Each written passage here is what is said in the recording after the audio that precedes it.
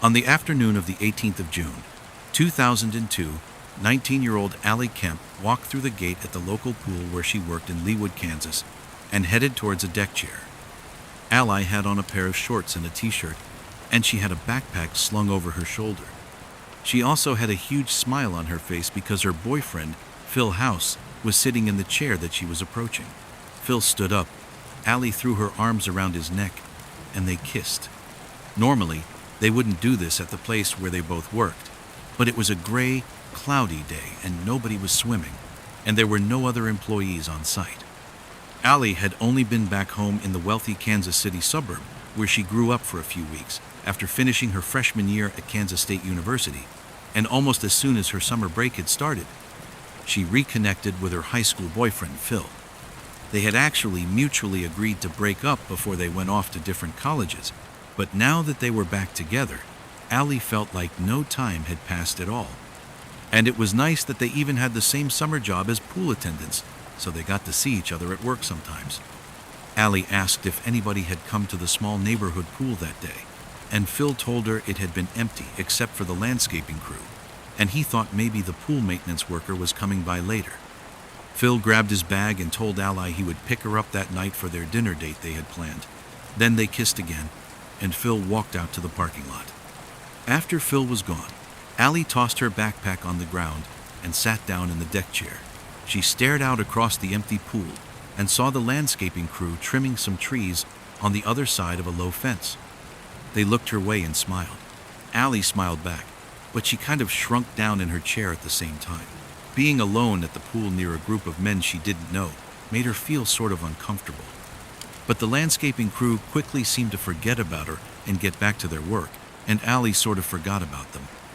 Since there was literally nobody at the pool, Allie decided she would do something for herself. She opened up her backpack and pulled out a few brochures for different educational opportunities she had for her upcoming sophomore year at college. Allie got really good grades. She was a student athlete and was involved in multiple university clubs. In fact, she had been such an exemplary freshman at Kansas State that she had been invited by the U.S. State Department to join a group of 60 students from across the country who would study abroad and learn about diplomacy and American foreign policy. Allie knew it was a huge deal that she'd been asked to join this program, and she would have immediately jumped at the chance. But she also had another great offer. Her church group had asked her to join them on a study abroad trip to Russia, where she would work directly with young people in need, which was something she thought was extremely important. Both opportunities sounded incredible. Allie still couldn't make up her mind on which one she wanted to take, but either way, she knew she wanted to travel and experience other cultures. Allie had loved growing up in Leawood, and she enjoyed going to college not too far away, but she was ready to get out of Kansas for a while to see what the rest of the world had to offer. Around 3 p.m., an hour after Allie had gotten to the pool, there still wasn't anybody swimming. So she grabbed her backpack, stood up, and walked around the pool to a small table that was set up on the deck for employees.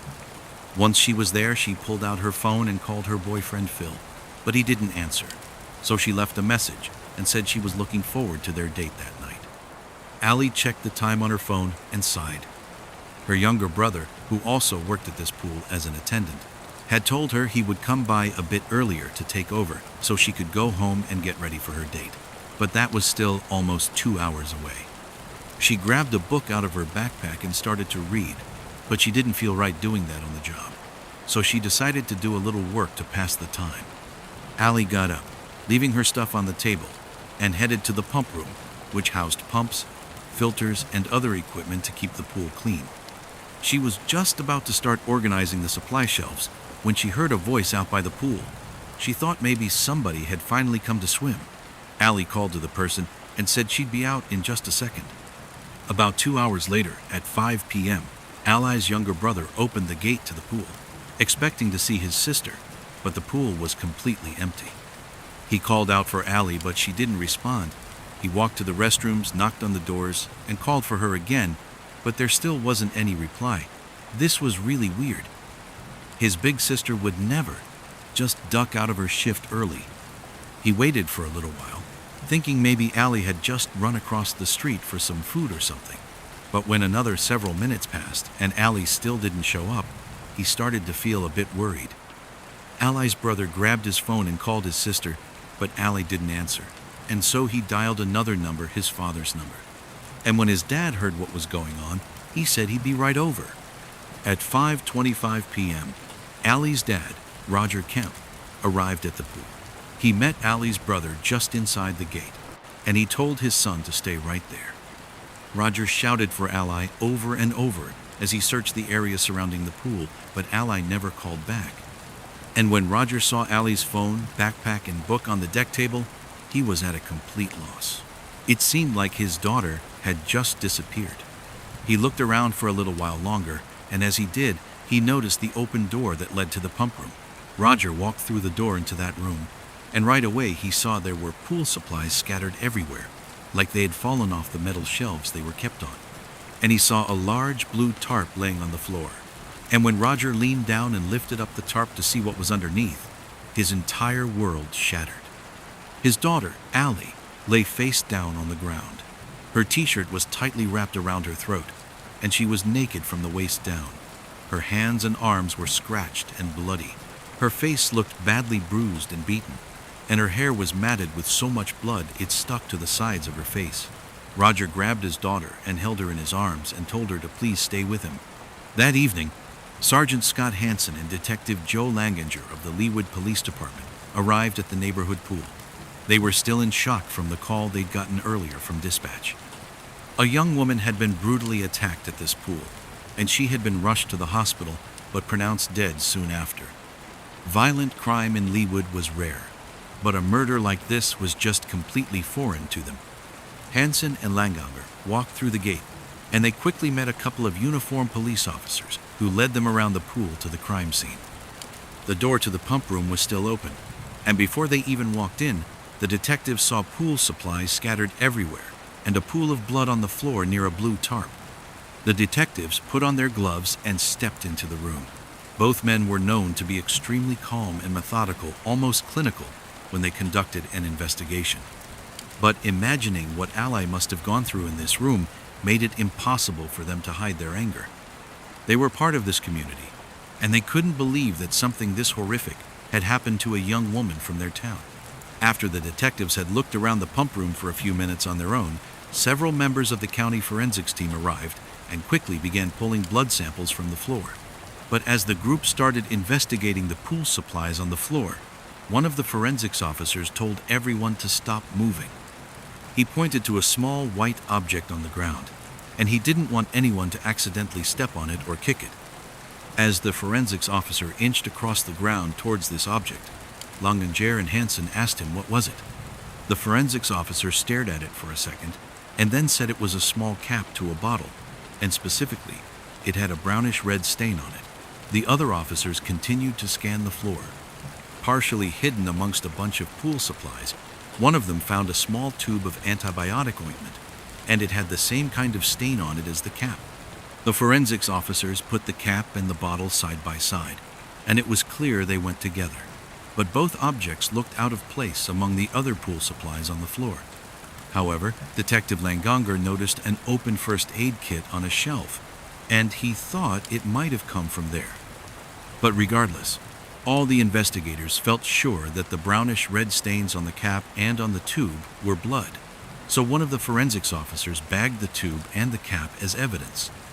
While the forensics team continued their work in the pump room, the detectives walked back outside and made their way towards the pool, and they immediately saw that the arrival of the police had already drawn a lot of attention. 2 uniformed officers were doing everything they could to keep a large and growing group of bystanders on the other side of the gate.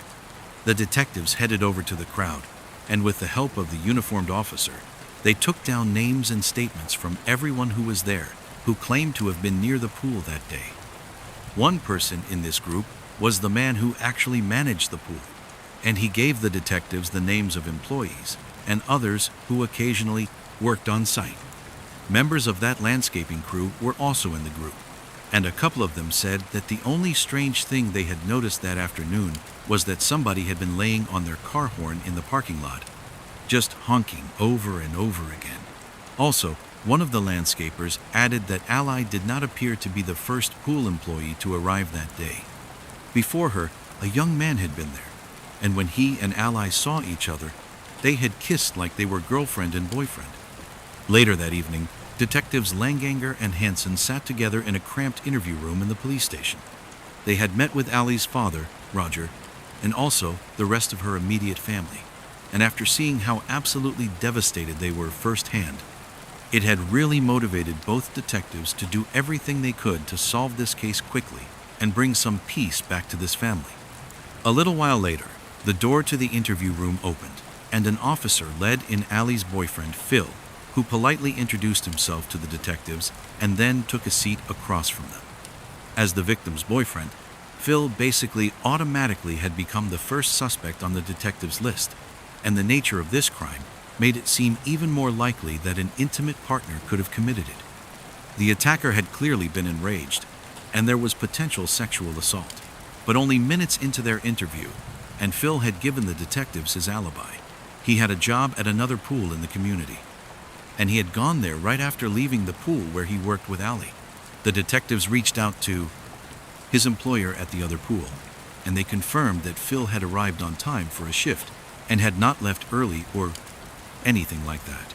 And so Hansen and Langanger asked Phil if he would still submit DNA samples, and he agreed to do it without any hesitation. And then, after getting those samples, the detectives let him go. The detectives could not fully rule out Phil's involvement, but his alibi was very strong. So they had to admit to themselves that maybe this was not an open and shut case.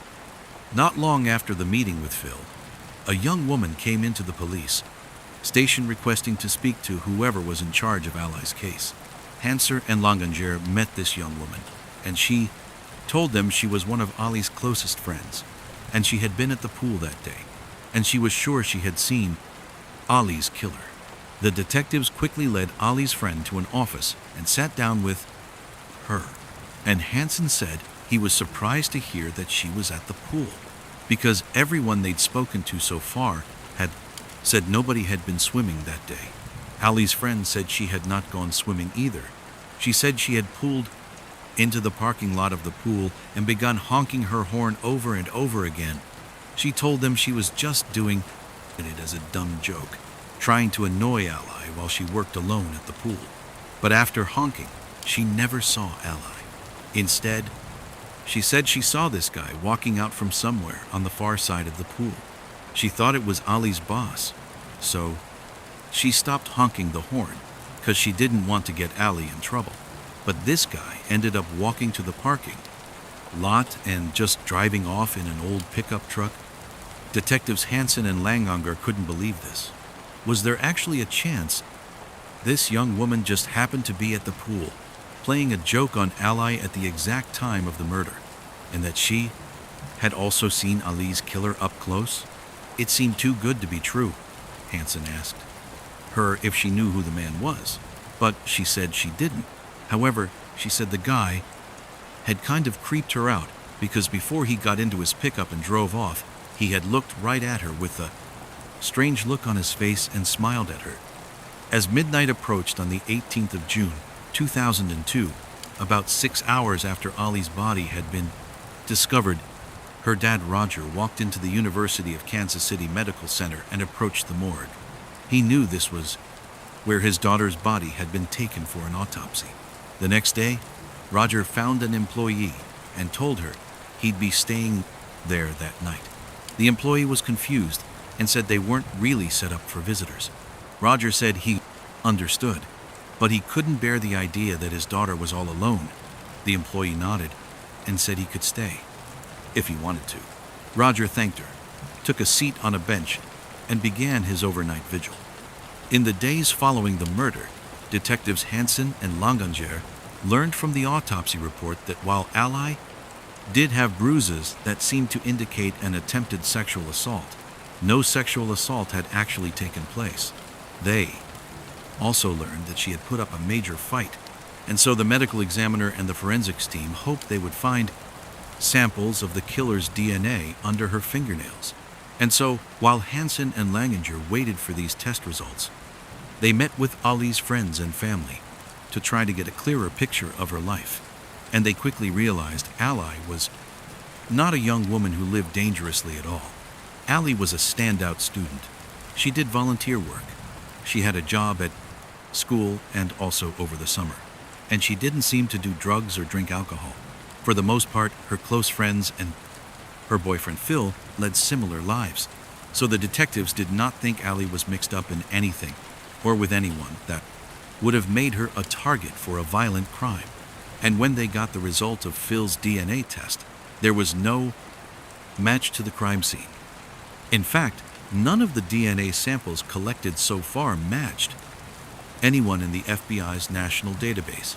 And so now, Hansen and Langinger had to face the fact that they might be dealing with one of the hardest types of homicide cases to solve, a murder committed by an unidentified stranger. These types of cases can be so difficult that police often use the old cliché about trying to find a needle in a haystack when talking about them, because the suspect pool is basically infinite at this point. Langinger and Hansen's strongest lead was the man that Ali's friend had seen leaving the pool and getting into his pickup truck on the afternoon Ali was killed. But the detectives had no idea who this guy was.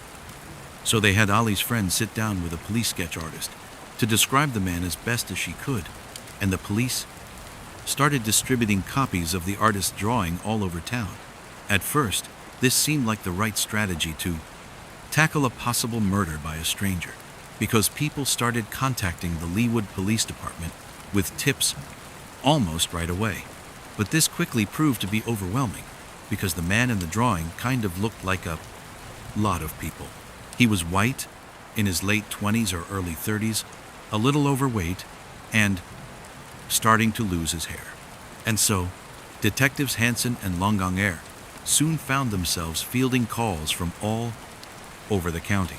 But most of these leads fizzled out almost immediately. At one point, weeks after the murder, the tips got so out of control in Leawood that people were approaching Hansen, Langinger, and other members of the police force out in public just to claim that they were sure their brother-in-law or their cousin or some guy they saw was the person from the drawing. The investigative team got help from the county sheriff's department and other law enforcement agencies to try to pursue any viable lead, but none of these tips really seemed to go anywhere. And all of a sudden, months had gone by, and Langinger and Hansen felt like, despite chasing countless leads, they had basically made no headway in the case. And when 2002 came to an end, 6 months after Ali's murder, the detectives worried that the case was going cold and that they would soon be pulled off of it.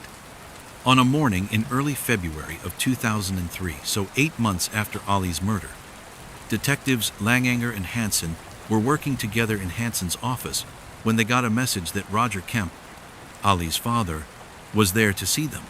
Langinger and Hansen had made a point to meet with Roger throughout the Prost investigation, but they knew he had grown frustrated that no new evidence seemed to be coming in. Hansen went out to meet Roger, handed him a cup of coffee, and then led him back to the office. The detectives began by apologizing to Roger that they didn't have anything new to tell him, but Roger said he knew they were both doing everything they could. Still, though, he refused to just sit around and do nothing, and he understood, as well as the detectives, that if things didn't change soon, Ali's murder investigation would become a cold case. And so Roger said he had an idea that he wanted to run by the detectives, something he thought would help get the public thinking about Ali's case again. He wanted to put the sketch of the man Ali's friend had seen on some huge billboards in town and maybe out on the highway. He said he also wanted to offer a $50,000 reward for anyone who provided a tip that led police to Ali's killer. Roger said he would pay half, and he believed he could get the city to provide the other half. Hansen and Langinger discussed it for a second. At the time, using billboards in a murder investigation was a radical idea. Police generally used billboards to help in missing person cases, but Langinger and Hansen had never heard of using billboards to showcase a potential murder suspect. Still, they knew they did need to jumpstart the investigation. And this would definitely get people thinking about Ally again. And really, they were not about to tell Roger he couldn't do something that might help bring him and his family some kind of closure. A few days after this meeting, the first billboard featuring the drawing of the potential suspect went up in Leawood, and it would soon be followed by 3 more billboards. And almost right away, tips started coming into the police station again. And just like the last time this happened, it got overwhelming. But Langanger and Hansen felt energized that the investigation had sort of gotten back on its feet. And so, the detectives and their team methodically followed up on any leads that came in. Then, on the 18th of June, 2003, which happened to be the 1-year anniversary of Ali's death, they got a tip that felt huge. Someone who had seen one of the billboards called the tip line to say the guy in the drawing looked exactly like someone he knew, a man named Ted Hoover. And when Langanger and Hansen heard this, the name, it immediately rang a bell. And so they dug through Ali's case file and they came back to the notes they had taken from the very first day of the murder investigation. And that's when they saw Ted's name. He was the owner of a local pool maintenance company. Detectives Langanger and Hansen didn't waste any time. They got Ted's address, headed out to their car, and drove across town. And when they arrived at Ted's house, they saw an old pickup truck parked in the driveway. It didn't exactly fit Ali's friend's description of the truck she had seen in the pool parking lot, but the detectives knew witnesses didn't always get all the details right, especially if they were uncomfortable or creeped out, like Ali's friend had said she'd been. Langanger and Hansen felt like, for the first time in this investigation, they might finally have the killer in their sights. Both men stayed completely calm as they approached the front door. They needed Ted to talk, so they didn't want to frighten him in any way. Hansen knocked on the door, and a few seconds later, a man answered. This man looked remarkably similar to the sketch the detectives had been staring at every day for the past year. But the detectives didn't give off any signal that they thought that. Instead, they introduced themselves and asked the man if his name was Ted Hoover. He said it was. And so the detectives asked him if they could come inside and ask him a few questions about the young woman who had been killed at the public pool a year earlier. Ted, who seemed as calm as the detectives, said sure, and he led them inside. The 3 men sat down in the front room of the house, and Detective Langanger started things off by telling Ted that somebody had called the tip line and pointed to him. And so Langanger wanted to know if Ted had been anywhere near the pool where Ali worked on the day that she was killed. Ted remained totally calm. He said he was not surprised he'd come up on the tip line. He'd seen the billboards, and he knew he kind of looked like the man in the drawing. He also said he had not done any work on the pool where Ali worked, but he did have a lot of clients around the area, so there was a chance he could have been maybe nearby that day. But he wasn't sure, and he wasn't great about keeping records of exactly what he did every single day. The detectives looked at each other. This all seemed way too convenient. So Langanger asked if Ted had ever met Ali Kemp, either at the pool where she worked or somewhere else in town, and Ted shook his head. He said he didn't know her, and he definitely did not have anything to do with her death. The detective spoke to Ted for a bit longer, and he was very cooperative throughout the entire interview. However, he couldn't provide them with any kind of solid alibi. And so, at some point, Langanger asked Ted if he would submit a DNA sample, just so they could cross him off the list. And at that point, the calm look on Ted's face completely disappeared, and he started acting very nervous. Ted must have noticed right away the vibe he was giving off, because he quickly told the detectives that his nervousness had nothing to do with the case. He just didn't like the idea of his DNA being part of some kind of national database. That just didn't sit right with him. The detectives tried to assure Ted that his sample would only be used to help with this particular case. But Ted said he didn't want anything to do with it, and he would need to speak with a lawyer. By the time Langanger and Hansen left Ted's house, they were confident they had just found Ali's killer. His appearance alone had already been pretty solid evidence. I mean, he looked exactly like the sketch. But also, the detectives just didn't buy his paranoia around the national database thing. They figured the real reason he was afraid to give a DNA sample was because he knew the results would incriminate him. Since Ted did not voluntarily give up a DNA sample, the detectives would have to find enough evidence pointing to him that would enable them to secure a warrant so they could demand Ted to provide a DNA sample. And they knew, if Ted really was lawyering up, their case would need to be airtight just to get that warrant. So over the next several weeks, the detectives tried to find any proof they could that Ted had been at the pool on the day Allie got murdered. They got back in touch with the landscaping crew, Allie's boyfriend, and anyone else they thought might have seen him, but they didn't have any luck. Langanger and Hansen refused to give up on this lead, though. It was the first time in over a year that they believed they were close to solving the case. So they dug deeper into Ted Hoover's background, hoping to find anything that might give them a clue. And they ended up finding something that completely blew their minds, because according to multiple government documents, Ted Hoover had been dead for over a decade. With this bizarre new discovery, Langanger and Hansen went to meet with Ted again, but this time his house was empty, and none of his neighbors or clients had seen or heard from him. It was like he had vanished without the police even noticing. Hansen and Langanger set out to find anyone who might know where Ted was, but nobody knew where he was, and nobody seemed to have spoken to him since he left. And the detectives knew that trying to locate a man who'd supposedly been dead for years and had seemingly just disappeared into thin air seemed like an impossible task. But the detectives caught a huge break when a couple of people who knew Ted said that before he disappeared, he had been dating a woman named Lara Barr. So Hansen and Langanger shifted their focus to her. But tracking Lara down proved to be as difficult as tracking down Ted. She was nowhere to be found in Leawood or anywhere in Kansas, for that matter. Weeks, months, and then an entire year went by, and the detectives were still trying to find this woman who could maybe lead them to the man they were actually looking for. And in the meantime, they had to tell Allie's dad, Roger, that even though they believed they knew who had killed his daughter, they couldn't track him down.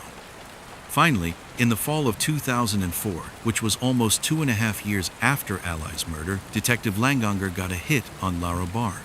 He learned that Ted's one-time girlfriend, Lara, was now living in Connecticut with a man named Benjamin Appleby, an ex-convict who had been busted for armed robbery and indecent exposure.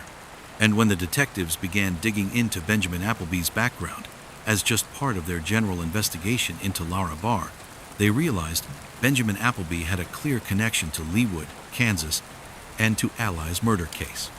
In November of 2004, about 2 weeks after Langanger and Hansen first located Lara, the detectives sat inside of an interview room with local detectives at a small police station in Connecticut. An officer led Lara in, and Langanger asked her about her relationship with their suspect, Ted Hoover, and any connection Ted might have to Allie. Lara appeared to be as helpful as she possibly could be, but it became pretty clear within a few minutes of talking to her that she didn't seem to have any helpful information, or really any connection to the murder. However, when her new partner, Benjamin Appleby, stepped into the interview room later that day, everything changed. Just looking at Benjamin made the hair on the back of Langanger's neck stand up, and as the detective spoke to Benjamin, slowly but surely, they realized he must know more about what happened to Allie than he was letting on. And so, the detectives went on the attack, asking blunt and aggressive questions. And this tactic paid off, because the more they pushed, the more Benjamin began to crack. And soon, Benjamin broke down crying and said he knew who killed Allie. Based on Benjamin's interview, DNA testing, and evidence collected over the course of the investigation, this is what police believe happened to Allie Kemp on the afternoon of the 18th of June, 2002. The killer walked through the gate and began to scan the area. They saw the pool was completely empty, and that the landscaping crew that had been working nearby had moved far enough away that the killer could remain out of their sight. The killer walked around the pool towards the pump room and then said out loud, "Is anybody here?" Even though the killer had clearly watched Allie from the parking lot and seen her walk that way, so they knew she was over here. A moment later, Allie called out from the pump room that she'd be out in a second, and when the killer heard that, they felt a rush. Before Allie could even step out of the pump room, the killer stood in front of the door and blocked it, and then made a lewd remark about Allie's appearance and also made a clear sexual advance towards her. But Allie brushed the killer off and told them to get out of the way and tried to walk past them. The killer grabbed Allie and touched her breast, at which point Allie threw a punch. The killer blocked Allie's fist and immediately lost it and flew into a rage. They grabbed Allie by the shoulders and shoved her further back into the pump room. But Allie fought back, swinging her fist and scratching at the killer's hands and face. But the killer slammed her into the metal. Shelves and pool equipment fell onto the floor. Allie kept fighting, but the killer punched her in the head and face several times, stunning her and causing her to begin bleeding badly. The killer threw Allie to the floor and tore off her shorts and underwear. But Allie kept fighting back, so the killer punched her again and again until Allie finally stopped moving. At this point, the killer got up, opened a first aid kit that was on one of the shelves, grabbed a bottle of antibiotic ointment to use as a lubricant, and got back on the floor. Allie was still breathing, but she could no longer fight back. The killer began to undress themselves. Then they took off the cap of the bottle and climbed back on top of Allie, and just then, the sound of a car horn began to blare over and over again from the parking lot, and the killer panicked. By this point, they had already decided they were going to rape and then kill Allie, but now they were worried they were running out of time. Somebody was here. They were going to get caught. So the killer reached for the bottom of Allie's t-shirt, and at that point, Allie began moving again. She tried to fight off the killer one more time, but the killer turned Allie over, pulled her t-shirt up to her neck, and wrapped it around her throat, and strangled her to death. Afterwards, the killer stood up and stared down at Allie's body. They looked around the room and saw a large blue tarp tucked in a corner. The killer grabbed the tarp, covered Allie's body with it, tried to pull themselves together as much as possible, and then walked out. The killer then made their way to their pickup truck in the pool parking lot. And before they got in, they made eye contact and smiled at a young woman who was sitting in her car. They didn't realize she was Allie's friend and was the one who had honked the horn. The killer then drove home, convinced they had not been seen by anyone who could pin Allie's murder on them. And for almost 3 years, the killer would believe they had been right until one day, a couple of detectives from Kansas came to Connecticut to question them. It would turn out Benjamin Appleby, the man who was Lara's new partner living in Connecticut with her, murdered Allie. However, that was not remotely the whole story, because it turned out Benjamin Appleby was also Ted Hoover, the pool maintenance worker, and the investigator's prime suspect. Benjamin had done prison time for multiple charges in Missouri, where he was from, so he decided to leave his name and his past behind. He moved around to a few different places and eventually assumed the identity of a boyhood friend of his who had died at the age of 13, Ted Hoover. And with this dead person's name, he moved to Leawood, Kansas, and started his pool maintenance business. That's how he had first seen Allie and decided that he wanted her. But when Allie rejected his blatantly sexual advance one afternoon at the pool, he decided to rape and kill her. But Allie's friend honking her car horn in the parking lot altered those plans and made him go right to the murder. After Benjamin killed Allie, he went about his life like nothing had happened. And even when Allie's dad got the billboards put up with Benjamin's image clearly on them, he didn't panic. But when detectives Langanger and Hansen showed up at his house asking for DNA samples, he realized they were closing in on him. So he decided to flee to Connecticut with his girlfriend Lara and start using his birth name again. But eventually, when the detectives tracked Lara down and learned she was living with this ex-Kona guy named Benjamin Appleby, well, they decided to look into Benjamin Appleby. And sure enough, it turned out he was Ted Hoover. When they finally interviewed Ben Appleby, aka Ted Hoover, in Connecticut, it seemed to the detectives almost like he was an entirely different person. The relatively calm, cooperative man they had spoken to in Kansas had transformed into someone who seemed completely devoid of feeling or empathy, someone they believed was evil from the second he walked in the door. In that interview, Benjamin ultimately confessed to everything. However, the detectives didn't want to leave any room for a court case to fall apart. So they finally got a DNA sample, and when the test results came back, Benjamin's DNA matched the sample they had taken from the blood on the bottle and bottle cap at the crime scene.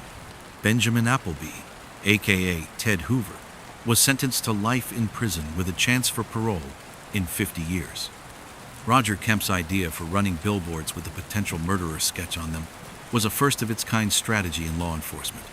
But now, as a result of its effectiveness in Allie's case, the strategy has been adopted by police departments all across the United States. In the early evening of the 28th of August, 2003, 83-year-old Eric Hingston was sitting up in bed, trying to catch his breath. In the small village of Plimpton in the southwest of England, Eric's 81-year-old wife, Audrey, fluffed up a pillow behind him to make sure he was as comfortable as possible. She kissed her husband on the cheek, walked across the small upstairs bedroom, and opened up the window. A cool summer breeze blew in, and Eric instantly seemed to relax. For the past 3 years, Eric had been dealing with a series of health issues. He could only walk short distances with the help of 2 canes. He had heart problems, and he had a catheter. But despite these health issues, his wife Audrey had worked hard to give Eric as active a life as possible. And for years, together, they had managed to do just that. But recently, Eric had also begun to suffer from severe asthma, and so he struggled to breathe a lot of the time. He had tried different medicines and treatments, but sitting upright in his bed with the window open seemed to be the only thing that brought him any relief. Audrey turned from the window and looked back at her husband on the bed, and she smiled. She could see his breathing had started to slow down, and he had a calm look on his face now. Eric gave a little smile back to his wife, but it was obviously forced. He hated that he was stuck in bed so much of the time lately. It was just not how he'd imagined his life playing out. And a big reason for that was because Eric had spent the early part of his life in peak physical condition, facing dangers that most people couldn't even imagine. When he was a young man, he joined the Royal Air Force, and he had become a highly decorated World War II pilot who flew covert missions into occupied France. After leaving the military, he no longer risked his life on a regular basis, but he still pushed himself to work hard all the time and to accomplish any goals he set for himself. Eric got married to his first wife. They started a family, and he opened and ran a very successful neighborhood butcher shop that was located below the house where he still lived. And so, for decades, Eric had been a highly respected war hero, business owner, and beloved member of the community. But now, he just felt like a burden. Eric's second wife, Audrey, sat down in a chair near the bed and took his hand.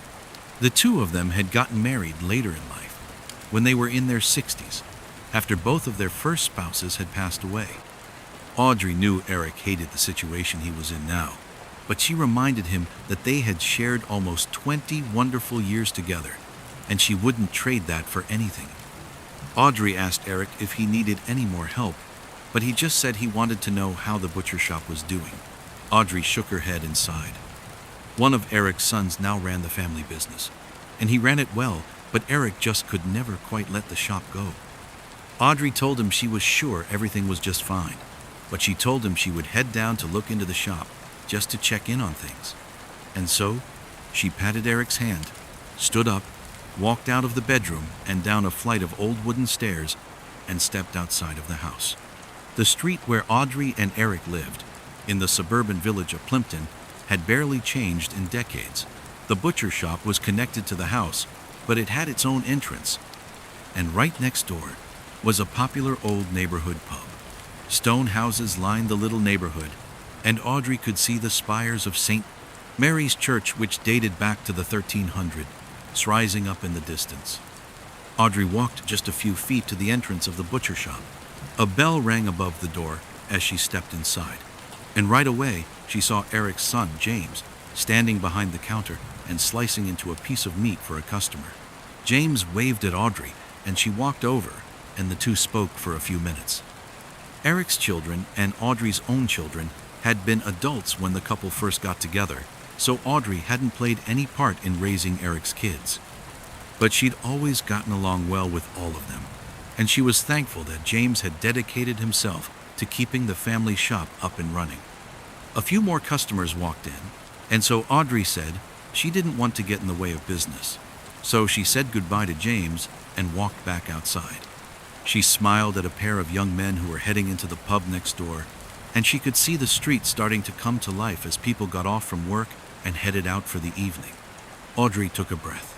She missed the days when she and Eric would duck into the pub for a pint and end up talking to their friends for hours, and she knew Eric missed that too. She walked back to the house and put on a smile. She didn't want Eric to see that she was feeling a bit sad about how their lives had changed since he'd gotten sick. Audrey walked upstairs to the bedroom and checked on her husband. He was still sitting up in bed, feeling the breeze on his face.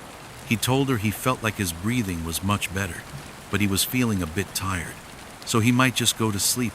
He asked Audrey to keep the light on, which she almost always did anyway, in case he needed to get up in the middle of the night. Then Eric gave his wife a kiss and closed his eyes. Audrey told him to sleep well. Then she walked to the bedroom door, but she stopped before she walked out. She could hear loud noises coming from the pub next door. She thought about closing the window to block the noise, but she knew Eric could sleep through loud sounds, and having the window open meant he got fresh air.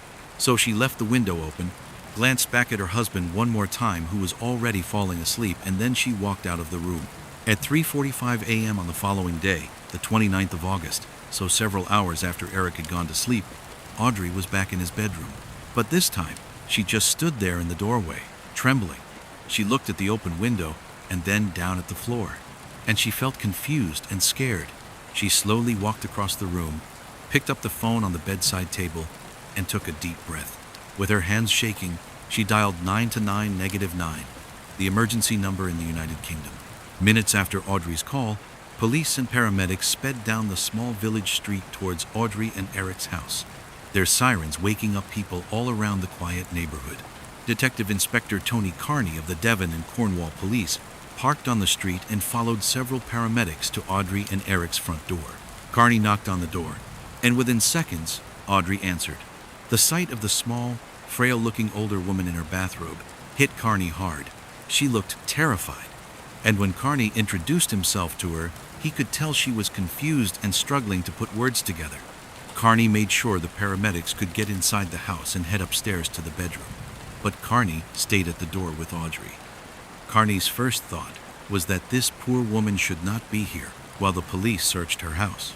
She should be somewhere else, where she felt safe and calm. Carney also knew he was dealing with a crime scene here, and he didn't want Audrey to accidentally touch or move potential evidence.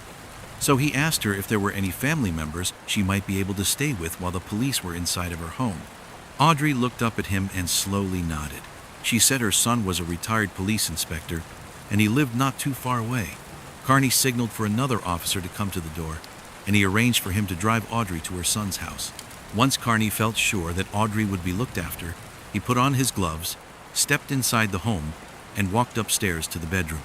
And when he got up there, he felt like he'd stumbled into a television crime drama or something, because on the floor of the bedroom, he saw all the paramedics gathered around Eric Kingston, who had clearly been dead when they got there, and Eric had been brutally stabbed in his collarbone. On several British television shows, murders took place in small English villages every week, but in reality, murder cases in places like Plimpton were virtually unheard of, and specifically, the murder of an older man in his 80s, like Eric, was just really not something that ever happened anywhere near here. Carney glanced around the bedroom. All of the dresser drawers had been pulled open, and clothes covered most of the wooden floor. He looked over at the open window, and on the windowsill, he saw a black plastic bin liner, the British term for trash bag. He walked over to the window, looked in the bag, and saw several pieces of expensive jewelry inside, and something outside the window also caught his eye. Carney leaned out, and in the glow of a single outdoor light, he saw a metal ladder perched against the house, just below the bedroom window. Just then, Carney heard someone calling his name. He leaned back inside from the window, turned, and saw a small team of forensics officers entering the bedroom. Carney asked the paramedics to clear out, and he gave the forensics team a few minutes to search the room without getting in their way. And soon, it was pretty clear that all the investigators and first responders believed the same thing. This had to have been a robbery gone bad. Someone must have climbed up the ladder into the bedroom, stolen some jewelry, and then Eric must have woken up, tried to stop them, so they killed him. But if that was the case, Carney wondered why the thief had left the jewelry behind. Did they just panic? Or did Audrey catch them in the act? The thief killed Eric, but maybe they just couldn't bring themselves to kill a woman who probably looked a lot like their grandmother. The forensics team continued their work in the bedroom, and Carney headed back downstairs and outside. Police officers had cordoned off the house with crime scene tape, and the neighbors had come out of their homes and had started to ask questions. Carney had worked cases in a number of other small villages, and he knew that even residents with the best intentions could end up slowing down an investigation. News about crimes in these small towns, especially a violent crime, spread fast and led to wild rumors and speculation and misinformation. And people would start calling the police, claiming they saw dangerous criminals on every street corner and in every pub. Carney walked back to his car and called into the station. He said he wanted a mobile command unit set up near the house, and he wanted officers on site whose sole purpose would be to answer questions from the community and provide as much transparency as possible. After that, Carney walked away from his car and informed the officers outside that they would have help soon. But before Carney could go back into the house, he saw another uniformed officer leading a middle-aged man towards him. The man looked almost as dazed as Audrey had. The man introduced himself as the victim's son, James, and he said he ran the family butcher shop connected to the house. A friend who lived nearby had called him to tell him what was going on, and James said he had spoken to the uniformed officer, so he already knew his dad was dead. Carney eyed James and then looked over at the shop. He wondered if it was too much of a coincidence that James worked at a butcher shop, presumably with knives, and his father was the murder victim who had been stabbed to death. James told Carney he still needed to call the rest of his family to let them know what had happened. Carney said he understood. However, before he left, he wanted to know if anyone who worked at the butcher shop, or anyone who might have worked there in the past, could possibly have had a grudge against his father. James shook his head and said no. He said police could talk to anyone who had ever worked for his dad, or anyone in the neighborhood for that matter, and they would all say they loved Eric like family.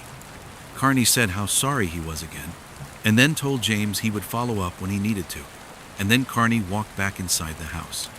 Up in the bedroom, Carney found the forensics team combing over every inch of the floor, and also bagging jewelry and clothing as potential evidence. One of the officers told Carney that they had pulled blood samples from Eric's body, but they hadn't found that much blood on the floors or the walls. They believed the stab wound had been deep enough to puncture Eric's lung and kill him, but it hadn't actually caused a lot of bleeding. The forensics officer said the puncture spot on Eric's body was deeper than it was wide, which most likely meant the blade was very, very sharp.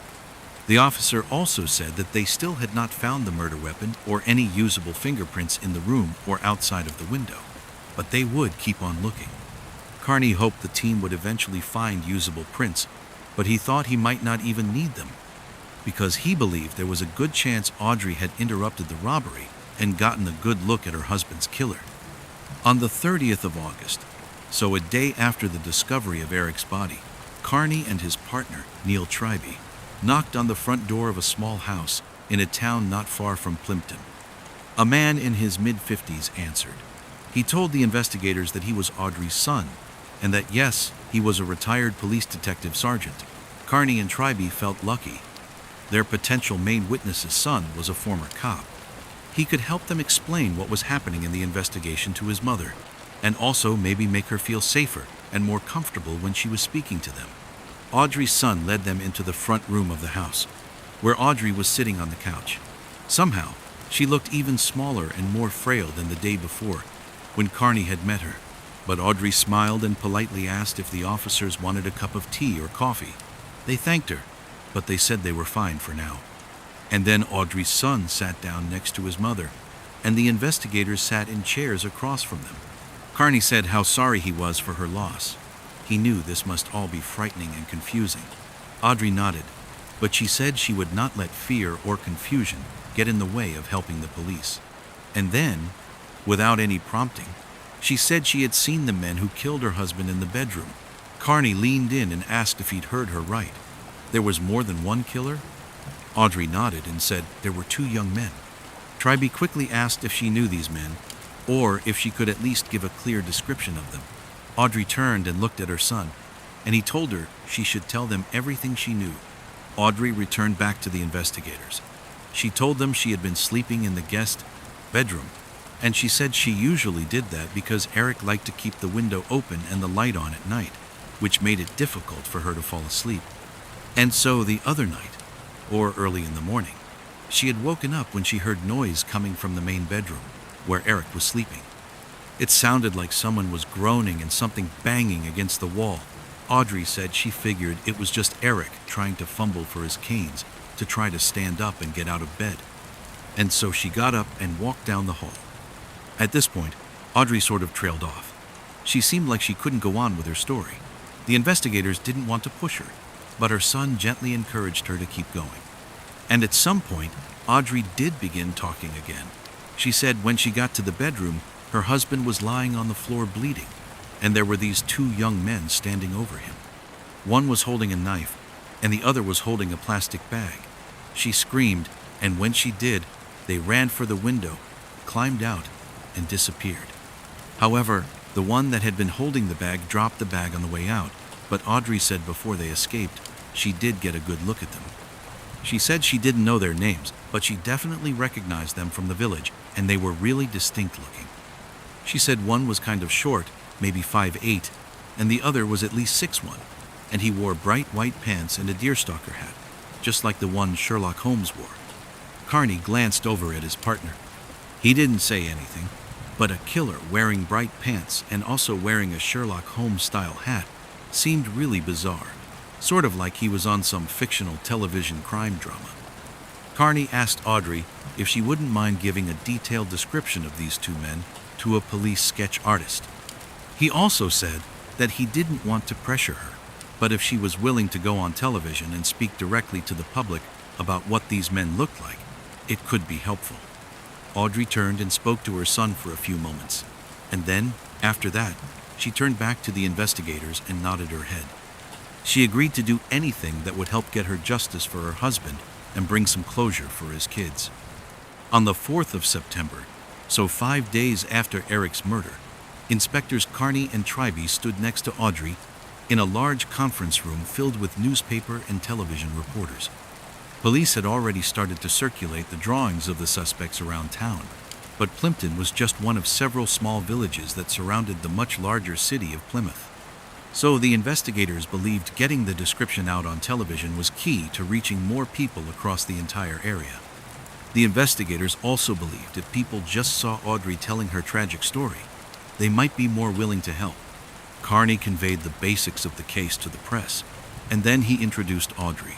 She stood there for a second in silence, just staring out at the cameras pointed directly at her. She tried to keep her composure, and she spent a minute looking at some notes she had written down. Finally, in a soft voice, she thanked the community for all the love and support they had shown her and her family in the wake of this tragedy. And then she gave a detailed description of the two men she believed killed her husband. Afterward, Audrey stopped and looked down at the piece of paper shaking in her hands. She swallowed and closed her eyes, trying to fight back tears. After a few seconds, she opened her eyes, looked right into one of the cameras, and said very dramatically that there was no need for these men to have done this to Eric.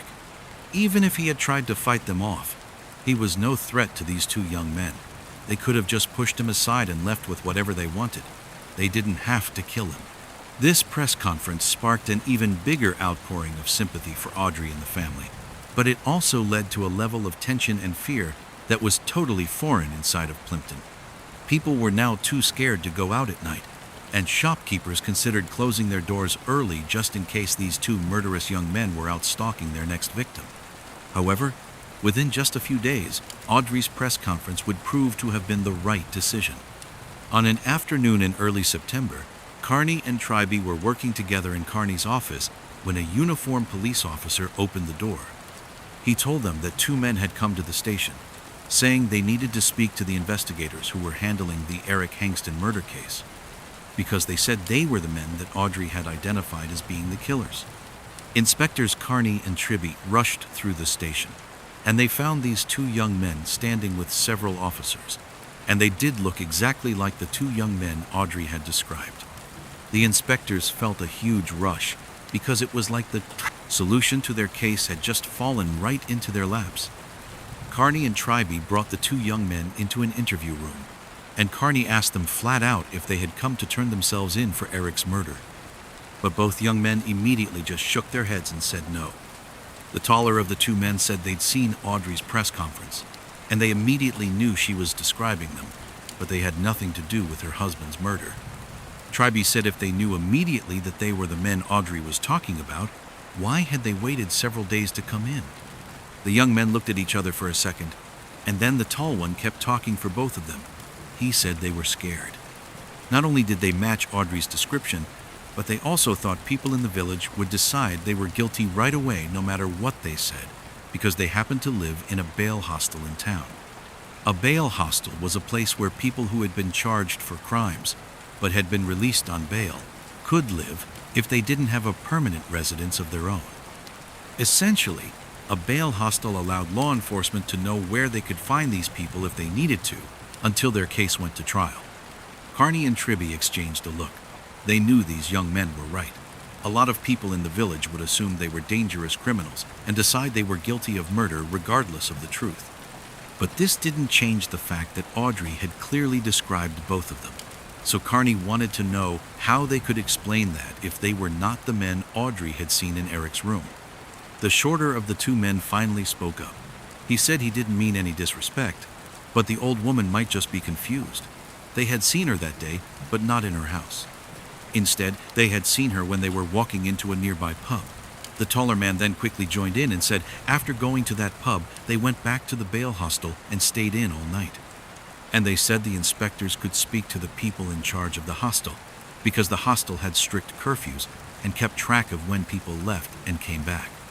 Carney and Tryby got the details of this bail hostel, then excused themselves and left the interview room.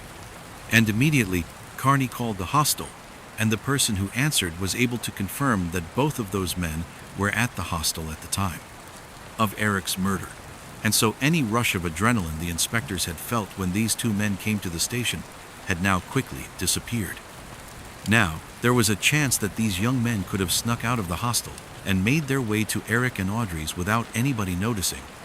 But that was not the most likely scenario, especially considering that these two men had literally sought out the police.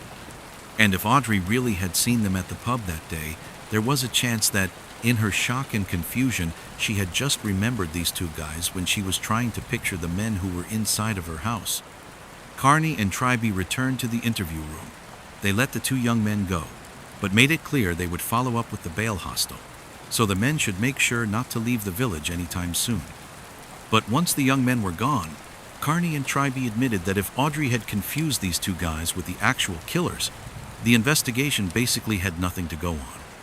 With two potential suspects off their list for the time being, Carney and Tryby decided to head back to Eric and Audrey's neighborhood.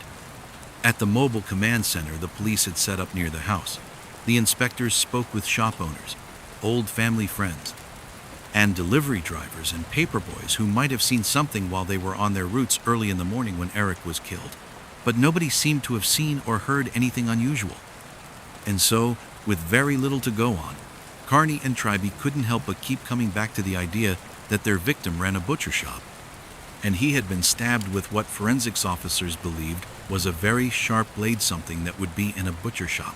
So maybe two men from the shop had broken into the house and killed Eric with a butcher knife. They most likely would have had easy access to the home, working so close. But when they spoke to Eric's son James and the few other people who worked at the shop, all of them appeared to have very strong alibis. So the inspectors could not directly tie any of them to the break-in or to Eric's murder. On the 11th of September, 2 weeks after the murder, Carney and Tryby started to feel like the case was already slipping away from them. Their interactions in the community had not yielded any new evidence.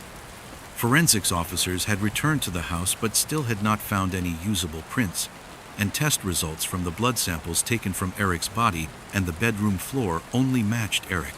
And to make things even more bleak for the investigation, several people connected to the bail hostel had now officially corroborated the young men's alibi. So it seemed like the killer in the bright white pants with the Sherlock Holmes hat was really just a product of Audrey's fear and confusion that day. While Carney and Tribby continued to look for anything they might have missed in their case files, they suddenly got a call from a police officer in a nearby town. They put the call on speakerphone, and they could both tell right away that this officer sounded upset. He said he had been dispatched to Audrey's son's house because Audrey had attempted suicide by overdosing on pills. The officer said that paramedics had gotten Audrey to the hospital fast enough to save her life. But he also said he had found a suicide note on site, and the note read, "Please catch the terrible people who ruined my life. I cannot live without Eric." As soon as Carney and Tribby hung up, a sense of guilt hit both of them. They knew their investigation had not really been going on that long, but the fact that they still had not found the killers had clearly taken a toll on Audrey. Carney and Tribby left the station and headed right to the hospital to check on Audrey in person. When they arrived, they learned that Audrey was okay. However, for now, she just needed to rest and recover on her own. So the inspectors, instead of speaking to Audrey, spoke briefly with a social worker who had met with Audrey when she was first brought into the hospital. And after this conversation, the inspectors decided they needed to start from scratch. There had to be something inside of Audrey and Eric's house that they and their team had simply missed, and they had to make sure they found it before anything like the suicide attempt happened again. Not long after this hospital visit, Carney and Tribby led their investigative team back to Audrey and Eric's house. And this time, they wanted to recreate the robbery and murder as best as they could, hoping this might lead to hidden fingerprints or some new idea about what could have happened. They started by having 2 police officers place the ladder outside against the house, scale it, and then try to climb into the bedroom window. And what they discovered is because of the way the window was designed and where it was situated in the house, it meant that somebody would have to awkwardly stretch up from the ladder, grab onto a small piece of cement, and pull themselves up and over the windowsill and into the bedroom. This proved to be so difficult that even the youngest, most fit cop on the team couldn't do it. And so the only other option for the killers, assuming they were using this ladder, would have been to use the ladder to climb onto the roof of the house and then scale down from the roof and sort of swing themselves into the bedroom. And this scenario, much like the first one, required a lot of strength and to some degree a level of fearlessness because the risk of falling was quite high. And even with all that, it still would have been really hard to pull off. So police wondered if maybe the killers had somehow practiced this maneuver beforehand. After the investigative team tried several more times to run through various ladder scenarios, they headed back inside the house to do another complete search. Now, Carney and Tribby had no idea if during this search they would find anything new. The house had already been searched on 3 separate occasions, but they still encouraged their team to literally look everywhere in this house, even in places where it didn't even seem possible that a clue could turn up. And after another lengthy search, when Carney and Tribby had both become convinced that they were going to come up short again, they heard an officer shouting their names from the kitchen. Carney and Tribby ran through the house. In the kitchen, they saw an officer standing by an open drawer with his back to them. Carney asked what was going on, and the officer said he'd found something that was stuck in the small space between the drawer and the counter the drawer was in. Carney and Tribby just stood there with bated breath as this officer jimmied the drawer to try to free what was stuck there. And then, finally, the officer got it free, and he turned around, and in a gloved hand, he showed them what was stuck. It was a knife with a red handle and a sharp 7-inch blade. It was the type of knife that would most likely be used by a chef or a butcher. That knife was immediately sent to the crime lab for testing, and when the results from those tests came back, it only confirmed what Carney and Tribby already knew: this knife had cracked Eric's murder case. Based on test results from the crime lab, forensic evidence, and interviews conducted during the investigation, the following is a reconstruction of what police believe happened to Eric Kingston. In the early morning hours of the 29th of August, 2003, the killer dragged a tall metal ladder from Eric and Audrey's back garden to the side of the house. It was dark except for a couple of house lights on the street, and the neighborhood was completely quiet. The killer placed the ladder against the house beneath the bedroom window, and as they placed it there, the metal of the ladder clanged against the concrete of the house. The killer froze. They looked around nervously, but there were no signs that the noise they had just made had attracted any attention. So after that, the killer, instead of walking up the ladder, walked around to the front door of the house and went inside. They headed up the stairs, holding a sharp 7-inch blade in one hand and a plastic bin liner in the other. Each step they took on the staircase made the house creak, so the killer moved slowly, trying to make as little noise as possible. The killer reached the top of the stairs, walked down a short hallway, and entered the bedroom where Eric was sleeping. The light was on, and the killer saw Eric sitting up in his bed. However, he was fast asleep. The killer placed the plastic bag down on the floor, then took a breath, gripped the knife tight, and walked across the room. They stood over the side of the bed, staring down at Eric. Then they raised the knife up and slammed it down into Eric's collarbone. Eric woke up wheezing and trying to scream. Blood began running down his shirt, and he used all of his strength to pull himself up out of bed. But as soon as he was up, he just collapsed and fell to the floor. The killer just stood there, watching Eric as his breathing got slower and more strained until Eric went still. He had died. The killer then walked to the dresser, opened up the drawers, and began tossing articles of clothing all over the floor. When they had almost emptied the dresser, they stopped, went over and grabbed their bin liner, and then walked over to a jewelry box that was sitting on the bedroom vanity. They dumped most of the jewelry that was inside of it into the liner. The killer carried the now full bag across the room and placed it on the windowsill. Then they looked outside through the open window to make sure the ladder was still in place, and it was. Satisfied, the killer left the bedroom, went downstairs, but instead of going outside, they went into the kitchen, and they calmly hid the murder weapon in the space between a kitchen drawer and the counter. After that, the killer walked to the front room, sat down on the couch, and waited almost 2 hours before they called the police to report a robbery and a murder that had taken place inside of their own home. 81-year-old Audrey Hingston had murdered her husband. It turned out that Audrey had grown tired of having to take care of Eric full-time. She missed her old life of going out, visiting the pub, and spending time with her friends. Over the years, Eric's health issues had started to make her feel completely trapped, so she came up with a plan to kill him and make it look like a robbery. Audrey went as far as to pick the 2 young men she would pin the murder on. She often saw these 2 young men walking around the neighborhood and visiting the pub, and she knew they lived in the bail hostel. So she thought they would look guilty. But even after these suspects that Audrey identified came to police and provided strong alibis, Carney and Tryby didn't turn their attention to Audrey and think she was guilty. Instead, they truly believed that Audrey had just been confused and that she really had seen 2 young men robbing her house and killing her husband, just not these 2 young men.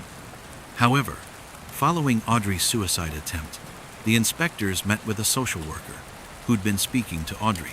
This social worker said it was so strange, but despite what Audrey's notes said about the reason she had attempted suicide was because of her grief over her husband's death, this social worker's experience with Audrey had been that Audrey had almost no grief or sadness about her husband being dead. And so, after hearing this, the inspectors did not immediately believe this 81-year-old woman was a murderer, but they thought she might not be telling them the whole truth about what had happened.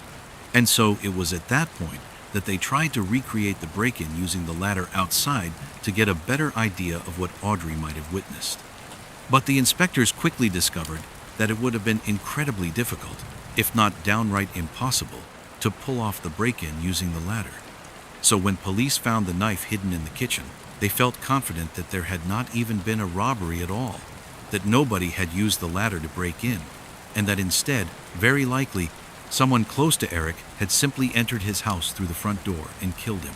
Now, at this point, the inspectors suspected that either Eric's son James, or maybe one of the other workers at the butcher shop, were the killer. However, the only DNA found on that knife discovered in the kitchen was Audrey's place. The inspectors had followed up with James, and when he heard about this knife that was found in the kitchen, he was in complete shock because he said just a week before the murder, Audrey had come into the butcher shop and asked him to sharpen that specific knife. After Carney and Tryby confronted Audrey with all of this evidence, her son, who was the former policeman, was sure his mother had killed Eric, and he convinced her to confess. At the time, Audrey became one of the oldest women in British history to be jailed for murder. But because of the circumstances and her age, she actually only served 7 months in prison. After her release, she was banned from returning to Plimpton or contacting Eric's family for several years.